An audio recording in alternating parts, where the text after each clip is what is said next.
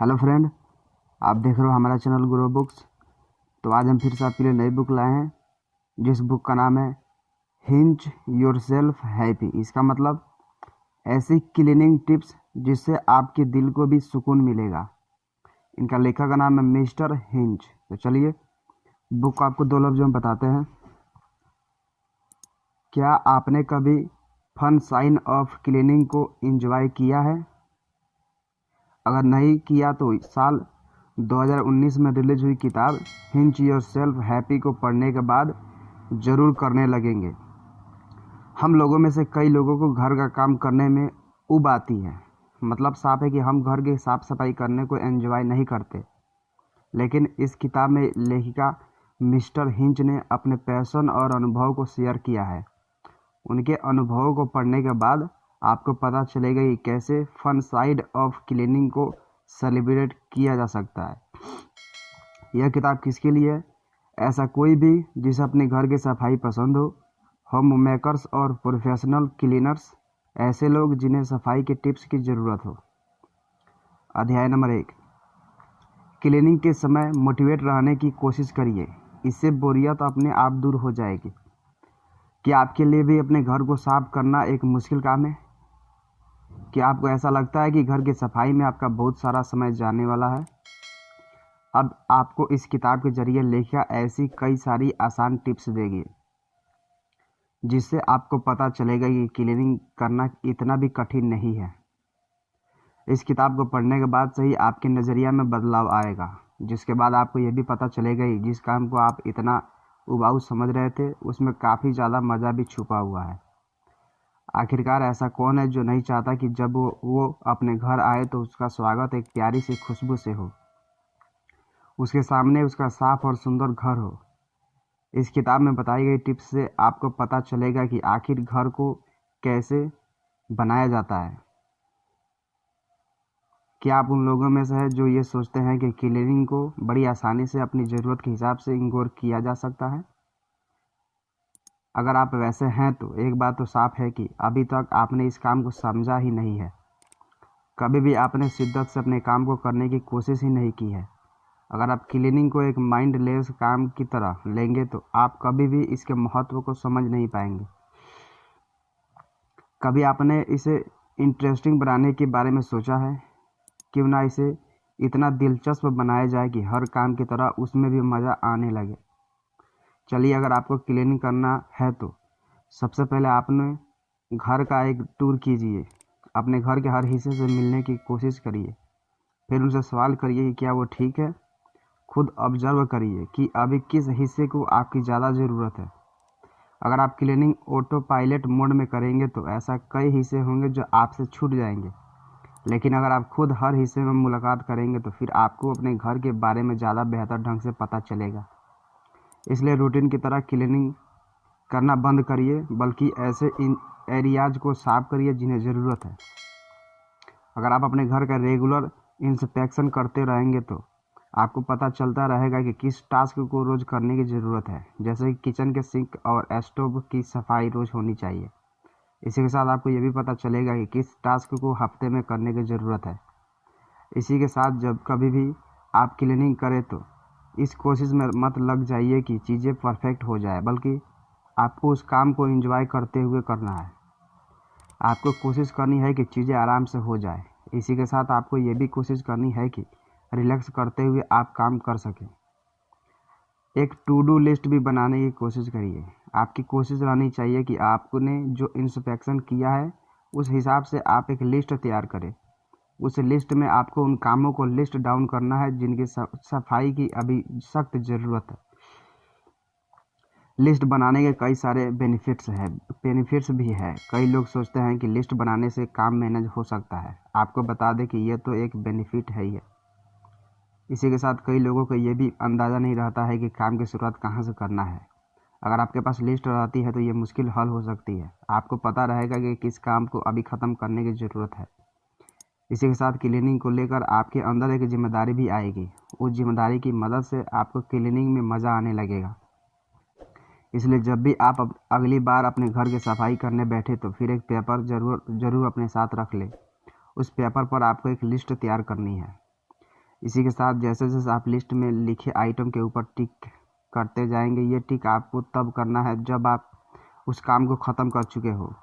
जैसे ही टिक लगेगा आपको गजब की शांति का अनुभव होगा।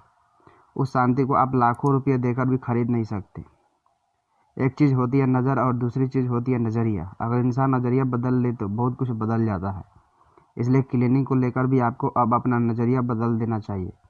जैसे ही आप अपना नज़रिया को बदल देंगे, क्लीनिंग आपको एक अलग ही काम दिखने लगेगा। इससे आत्मा को एक शांति भी मिलती है, लेकिन इसका अनुभव आपको तभी होगा जब आप इसे करने के लिए मैदान में उतरेंगे। अध्याय नंबर 2। अगर आपके मन में सवाल है कि बाथरूम की सफाई कैसे करनी चाहिए, ऐसा कई लोगों के द्वारा कहा जाता है कि क्लीनिंग को लेकर उनके अंदर मोटिवेशन नहीं आता। अब आप सोचिए कि आप अपने फ्री टाइम में अपने कमरे में बैठे हैं। उस दौरान आपका कमरा बिल्कुल साफ़ सुथरा है, बहुत अच्छी खुशबू भी चारों तरफ से आ रही है। आप सोचिए कि उस समय आपको कैसा लगेगा। क्या इसके अलावा भी किसी मोटिवेशन की ज़रूरत है? इसी के साथ अब शुरुआत करते हैं बाथरूम से। सभी लोग ऐसा चाहते हैं कि उनका बाथरूम साफ़ सुथरा रहे, उससे स्मेल भी सही ही आए। अगर उनके यहाँ कोई मेहमान आए तो उसे बाथरूम साफ़ मिलना चाहिए। इसी के लिए अब कुछ टिप्स की ओर चलते हैं। आप अपने बाथरूम को साफ़ कैसे कर सकते हैं, इसकी शुरुआत आप बाथ टब से करिएगा। सबसे पहले कोशिश करिए कि सोप या फिर डिटर्जेंट से बाथ टब के निचले हिस्से को आप साफ़ करें। उसे ऐसा साफ़ करिए कि उसकी गंदगी की चिकनाई ख़त्म हो जाए। अगर आपको मोटिवेशन की ज़रूरत लगे तो बस ये सोच लीजिएगा कि जब ये साफ़ हो जाएगा और इसके ऊपर स्नान करेंगे तो फिर आपकी थकान झट से दूर हो जाएगी। इसके बाद आपने फेवरेट क्लीनिंग प्रोडक्ट को लीजिए और टब के आसपास की जगह को साफ़ करने की कोशिश करिए। जैसे कि आसपास की टाइल्स को अच्छे से साफ़ करिए। टब के ऊपर लगे हुए नल की टोटी को भी साफ़ करने की कोशिश करिए। ये सोचिए कि इस काम को करना आज के लिए सबसे ज़रूरी है। लेखा रिकमेंड करती है कि हर चीज़ को आप स्क्रबर से साफ़ करने की कोशिश करिएगा। जब एक बार सभी चीज़ें को अच्छे से मांज ले, उसके बाद ही आप टॉयलेट की तरफ बढ़िएगा। लेखा ये भी सजेस्ट करती है कि हमें डेली बेसिस पे ये कोशिश करनी चाहिए कि हम टॉयलेट को वाइप करते रहें। हमें ये भी ट्राई करना है कि हमारा टॉयलेट साफ़ ही रहा हो करे। टॉयलेट के लिए आप एक्स्ट्रा क्लीनर का भी उपयोग कर सकते हैं। कोशिश करिएगा कि टॉयलेट का बाहरी और ऊपरी हिस्सा को आप पहले साफ़ करें। इसी के साथ किसी ऐसे डिटर्जेंट का यूज़ करिएगा जिसकी फ्रेग्रेंस अच्छी हो। बाथरूम की सफाई में इस बात का ख्याल रखिएगा कि आपको शुरुआत बाथ टब से करनी है। अध्याय नंबर 3। किचन की सफाई के लिए एक तरीका अपनाइए। चलिए पूरे घर की सफाई की शुरुआत करते हैं, इसलिए हम किचन से शुरुआत करते हैं। आपने देखा ही होगा कि पूरे घर में किचन ही ऐसी जगह होती है जहाँ जगह नहीं होती, या तो यूँ कहे कि किचन हमेशा ही हाउसफुल होता है। यहीं से इंसान की पेट पूजा होती है, इसलिए इस जगह की सफाई होना भी बहुत ज़रूरी होती है। इसकी सफाई की शुरुआत हम फ्रिज से करते हैं। सबसे पहले तो आप अपने फ्रिज का टेम्परेचर को कम करिए, इससे एनर्जी की बचत होगी। ये भी कर सकते हैं कि फ्रिज को आप कुछ घंटे पहले बंद कर दें, इससे फ्रिज की लिक्विड गंदगी बाहर आ जाएगी। इसके फ्रिज को खाली करने की शुरुआत करिए, लेकिन ध्यान रखिएगा कि इसे जमाना भी आपको ही पड़ेगा, इसलिए इसे ऐसे खाली करिएगा कि आप बड़ी आसानी से इसे जमा भी सके। इसके शेल्व्स को खाली करिए। शेल्व्स को सिंक में गर्म पानी और डिटर्जेंट के साथ साफ करिए, फिर उसे ठंडे पानी से धो दीजिए। इसके बाद हवा में उसे सूखने के लिए छोड़ दीजिए। किचन का एक और एरिया होता है जिसे हम इग्नोर कर देते हैं, लेकिन सबसे ज़्यादा गंदगी इसी एरिया में मिलती है। वो एरिया होता है सिंक के नीचे साइड, जहाँ से पानी की सप्लाई होती है। कोशिश करिए कि स्क्रबर से गर्म पानी की मदद से उस जगह को भी साफ करिए, क्योंकि सबसे ज़्यादा गंदगी वहीं रहती है। इस एरिया को महत्व देकर आपको ये फ़ायदा होगा कि आपका किचन पहले से ज़्यादा साफ नज़र आने लगेगा। इसके बाद जहाँ खाना बनता है उसके सामने की टाइल्स को भी अच्छे से साफ़ करने की कोशिश करिए। गैस और स्टोव को भी गर्म पानी और डिटर्जेंट से साफ़ करिए। किचन के डिब्बों को भी आपको छोड़ना नहीं है। कोशिश करिए कि हर डिब्बे को अच्छे से साफ़ कर पाए। अगर ऐसा नहीं भी हो पाता है तो कम से कम डिब्बों को बाहर से तो साफ़ कर दीजिए। अब समय आ गया कि आप सभी धुले हुए सामान को पोंछकर ही रीअरेंज करने की शुरुआत कर दें। लेखा बोलती है कि चीज़ों को कुछ इस तरह से मैनेज करने की कोशिश करिए कि वो ओवर क्राउडेड ना लगे। अगर मदद लेना चाहे तो आप कुछ हुक्स या क्लिप्स का यूज भी कर सकते हैं। अध्याय नंबर 4, लॉन्ड्री का ख्याल भी आपको ही रखना है। बाथरूम, बाथटब, सिंक और किचन की सफाई जितनी ज़रूरी है उतनी ज़रूरी उन कपड़ों की सफाई भी है जिससे आप गंदगी को पोंछने का काम करते हैं। किचन की सफाई के लिए यूज आने वाले कपड़ों को आपको रोज़ धोना चाहिए। बाकी जगह के कपड़ों को आप कोशिश करिए कि हफ्ते में धो सके। इसी के साथ आपको ड्रेन की सफाई भी करते रहना है। इसके लिए आप बेकिंग सोडा का भी इस्तेमाल कर सकते हैं। 2-3 चम्मच बेकिंग सोडा को ड्रेन के अंदर डाल दीजिए। कुछ समय बाद उसे अंदर आप वाइट विनेगर डालिए। इस प्रक्रिया में आपको भी मज़ा आने वाला है। इसके पीछे का रीज़न यह है कि जब बेकिंग सोडा का विनेगर का मिलन होगा तो आपकी एक केमिस्ट्री का एक्सपेरिमेंट देखने को मिलेगा। वहाँ आपको फ्रिज देखने को मिलेगा जिसे आप एंजॉय भी कर सकते हैं। इसके बाद से जादू दिखाने के लिए आप 10 मिनट के लिए छोड़ दीजिए। उस समय आपको विनेगर की महक भी आएगी, लेकिन आप देखेंगे कि जादू की तरह ही आपका ड्रेन भी साफ़ हो गया। जितने भी कचरा फंसा हुआ था सब निकल चुका है। इसके बाद आप बस गर्म पानी को ड्रेन के अंदर डाल दीजिए। अब कुछ टिप्स हम देखते हैं कि जिससे मदद से आप अपनी लॉन्ड्री को बेहतर तरीके से साफ़ कर सकते हैं। इसके लिए आपके पास अच्छा डिटर्जेंट होना चाहिए, स्टेन रिमूवल होना चाहिए और फैब्रिक कंडीशनर होना चाहिए। अगर ये सब आपके पास होगा तो फिर आपकी लॉन्ड्री पहले से काफ़ी ज़्यादा बेहतर साफ़ होगी। अपने कपड़ों के लिए आप ध्यान रखिएगा कि उनको काफ़ी देर तक रगड़ना नहीं है, इससे कपड़ों की चमक चली जाती है। इसके लिए आप कुछ घंटे पहले से उन्हें एक बकेट में डिटर्जेंट और पानी में डुबाकर भी रख सकते हैं। अध्याय नंबर 5, इवनिंग क्लीनिंग रूटीन को पैदा करने की कोशिश करिए। सभी के लिए गुड नाइट स्लीप की बहुत ज़्यादा ज़रूरत होती है। सभी चाहते हैं कि रात को उनके पूरे 8 घंटे की अच्छी खासी नींद मिले। इसके लिए लोग कई तरह का प्रयास भी करते रहते हैं। कई लोगों का ये भी मानना है कि अगर आपका बेड साफ़ रहेगा तो आपको नींद अच्छी आएगी। सबसे पहले तो अपने बेड से बेड शीट को हटा दीजिए। इसके बाद उसे आप अच्छी वैक्यूम दीजिए। इसके आपका बेड का हर कचरा साफ़ हो जाएगा। इसके बाद आप अपने मैजिकल बेकिंग सोडा का इस्तेमाल फिर से कर सकते हैं। आपको करना बस इतना है कि उसे अपने मैट्रेस के ऊपर कुछ देर के लिए छिड़क दीजिए। इसके बाद वो आपका जादू दिखा देगा। उसकी महक हर तरफ पहुंच जाएगी। कुछ देर बाद एक बार फिर से आप मैट्रेस के ऊपर वैक्यूम कर दीजिए। इसके गजब का असर आपको देखने को मिलेगा। इसके बाद कोई नई और साफ शीट या चादर को बेड के ऊपर बिछा दीजिए। इसके बाद अब आपको अपने साफ़ सुथरे बेड पर चैन की नींद आने से कोई नहीं रोक सकता। कोशिश करिए कि इस प्रोसेस को महीने में एक बार तो आप कर ही दें। यही एक तरीका है जिससे आप अपने बेड को पूरी तरह से साफ़ कर सकते हैं। बेड को साफ़ करने की रोज़ कोशिश करिए। इस पूरी प्रोसेस के हर भाग में बहुत सारी एनर्जी नहीं लगने वाली है। कई प्रोसेस तो बिल्कुल सिंपल सी है। उन प्रोसेस को करने में आपको समय भी कम लगेगा और आप सुकून से भी रह पाएंगे। कई सारे ऐसे एंड डे टास्क होते हैं जिन्हें करने से आपके घर की रंगत और खुशबू ही बदल जाएगी। इसके बाद जब अगले दिन आप उठेंगे तो फिर एक बेहतरीन महक और वातावरण आपको स्वागत के लिए तैयार नजर आएगा। जैसे कि आप अपने सोफे को रात में फैब्रिक स्प्रे दे सकते हैं, तकिया और ब्लैंकेट को झाड़ सकते हैं, पर्दों को सही कर सकते हैं। इसी के साथ आप अगले दिन की तैयारी भी रात में ही कर सकते हैं। अगर आप रात को कुछ छोटे छोटे एफर्ट्स करते हुए अपने दिन को ख़त्म करते हैं तो फिर विश्वास रखिए कि आपको कल की शुरुआत बहुत ज़्यादा खूबसूरत होने वाली है। अभी आपके हाथों में है कि आप अपने कल की शुरुआत कैसे करना चाहते हैं। अध्याय नंबर 6, काउच को साफ करिए और उसे कोजी बनाइए।